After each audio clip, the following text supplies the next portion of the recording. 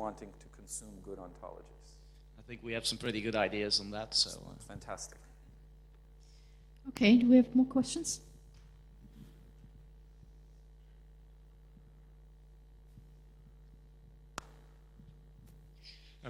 Thank you. I just want to ask you, you mentioned that you're struggling with the definition of phenotype.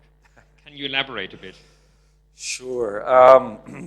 But I also said that I even struggle with the definition of gene, and I'm a geneticist.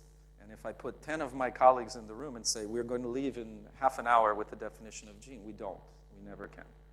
So I don't think it's just phenotypes. But to your question, the problem is that phenotypes, especially in infectious diseases, are usually measured. They are a description of an observable thing measured in a way that tends to be very hard to decompose into something a computer can deal with, often. This isn't always true.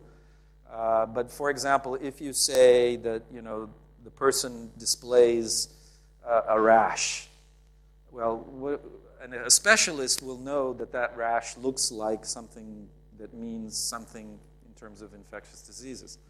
But a non-specialist doesn't know. And so you have to sit with the specialist and start to, well, there are many rashes. What's specific about this rash? How would you differentiate this rash from that rash?